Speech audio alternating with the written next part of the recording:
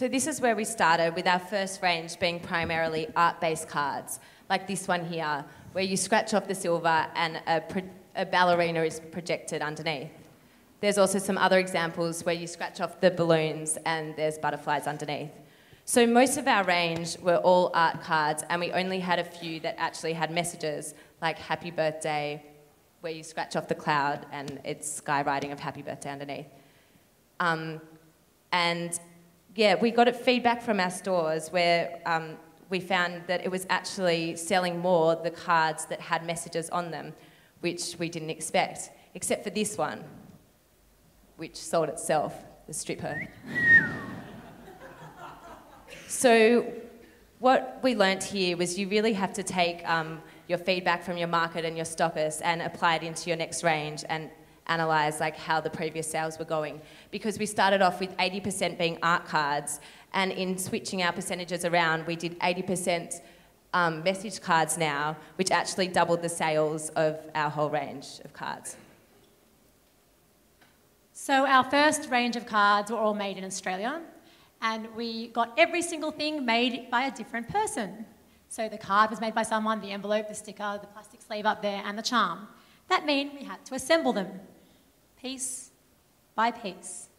We didn't realise that we were going to sell so many pieces. We bribed our friends with wine. You know Come over. Come over. We'll buy wine and pizza, and you can put cards together. Now we get them assembled, and we got these made in Australia, and we didn't realise that we had the quantities to actually make them offshore. Now we have the quantities to make them offshore. They arrive like this.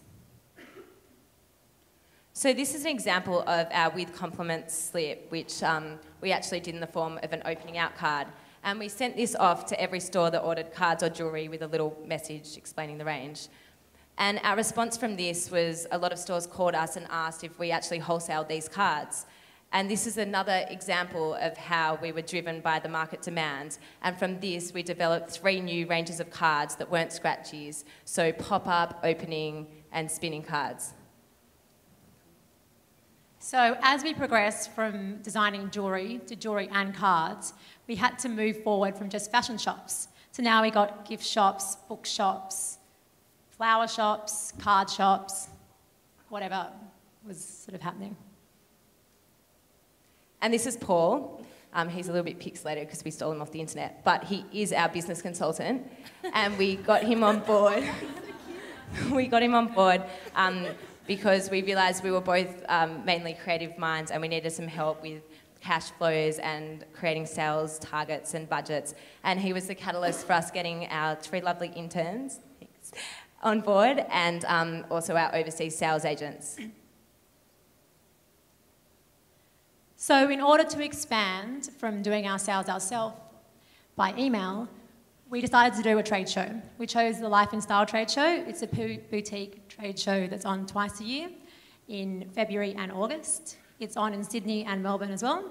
People from all over Australia, like Asia and New Zealand come. So it's a really great way to get your product out there to all these different stockists.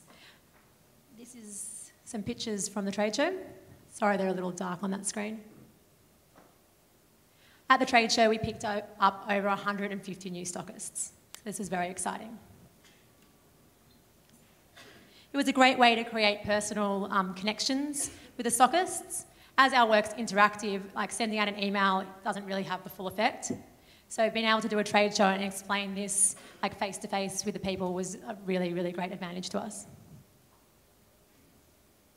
So this chart maps the last 4 years of our business. In 2006, we started with just the jewellery, and you can see from till 2009, the jewellery progressed steadily quite nicely until the scratchy cards came into the mix. The scratchy cards started as a little side project, and before we knew it, they were actually a larger portion of our business than the jewellery. So in turn, they were actually funding the jewellery.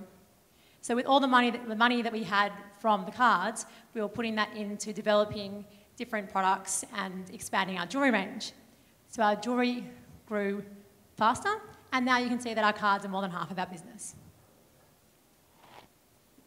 Okay, so now that we are creating a sustainable income from our cards and jewellery, it has allowed us to work on more opportunities and be more involved in creative projects that aren't necessarily for financial gain. And this is a bit like what Moffitt was talking about. We've separated commercial, like being commercial or commercialisation, into 3 different currencies. And the first one is social currency. So these are some examples of people that are great projects that we believe in, that we've been a part of. And even with our poetry and braille, as Georgie said before, our jewellery range, we're donating proceeds back to Vision Australia. The second currency that we feel is important is brand currency. So we're planning on having an exhibition at the end of this year, and it's not necessarily about selling the products or the artworks that we're making, it's about awareness of our brand, and that's a brand currency.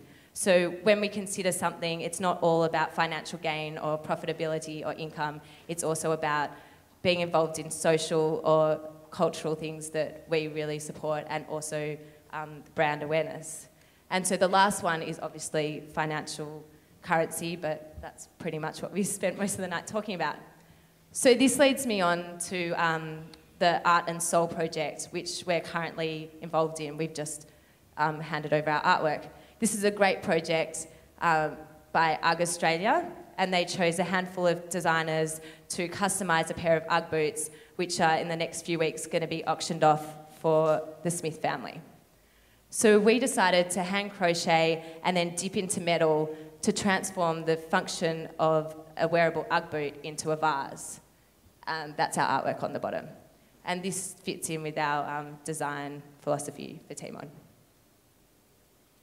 So we both used to have negative connotations associated with the term commercial.